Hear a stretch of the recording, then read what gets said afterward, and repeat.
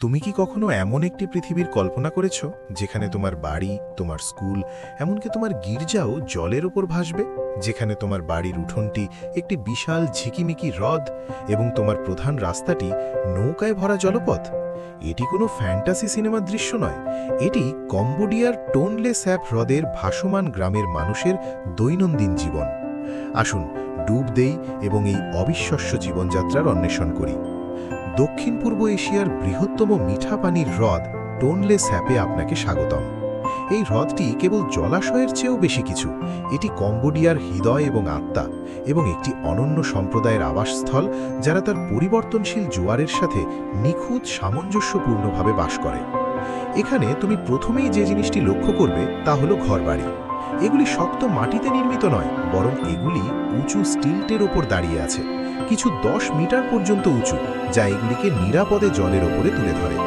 শুষ্ক মৌসুমে এই স্টিল্টগুলি সম্পূর্ণরূপে উন্মুক্ত থাকে এবং গ্রামটি কাঠের পায়ের বনের মতো দেখায়, যার উপরে ঘরগুলি অবস্থিত।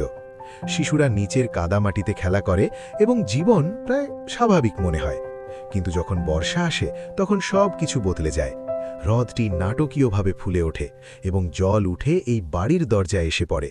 মাটি অদৃশ্য হয়ে যায় এবং পুরো গ্রামটি একটি ভাসমান শহরে পরিণত হয়। এটি অভিযোজনের এক আশ্চর্য কীর্তি, মানুষের বুদ্ধিমত্তার প্রমাণ। এখানকার মানুষের জন্য হ্রদ তাদের সরবরাহকারী। মাছ ধরা কেবল একটি কাজ নয়, এটি প্রজন্মের পর প্রজন্ম ধরে চলে আসা একটি ঐতিহ্য। সূর্যোদয় থেকে সূর্যাস্ত পর্যন্ত আপনি জেলেদের তাদের লম্বা লেজের নৌকায় জাল ফেলতে এবং তাদের ফাঁদ পরীক্ষা করতে দেখতে পাবেন।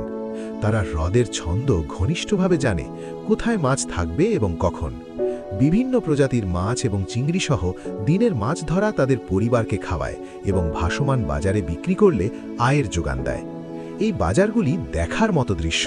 তাজা পণ্য, গৃহস্থালির জিনিসপত্র এবং গরম জলখাবারে বোঝাই নৌকাগুলির একটি প্রাণবন্ত বিশৃঙ্খলা, যা সবই জলে ব্যবসা করে। এখানকার জীবন জলের স্তরের সাথে একটি ধ্রুব নৃত্য। সমগ্র সম্প্রদায় কাঠামো মোবাইল বা স্থিতিস্থাপক হওয়ার জন্য তৈরি।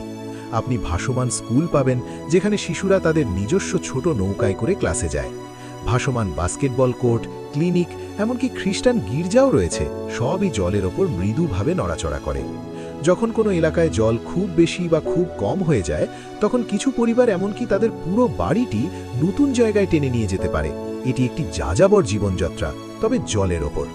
অবশ্য হ্রদের জীবনযাত্রায় চ্যালেঞ্জ নেই তা নয়।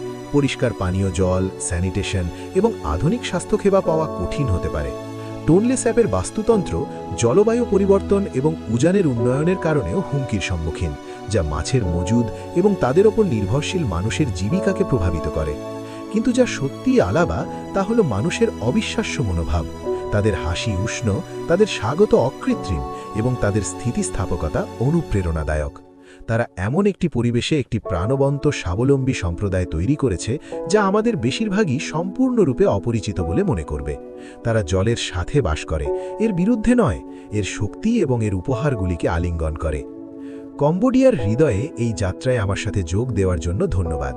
যদি আপনি এই গল্পটি আমার মতো আকর্ষণীয় মনে করেন, তাহলে লাইক, সাবস্ক্রাইব এবং বেল আইকনটি টিপতে ভুলবেন না, যাতে আপনি আমাদের পরবর্তী অভিযান মিস না করেন। পরের বার দেখা হবে।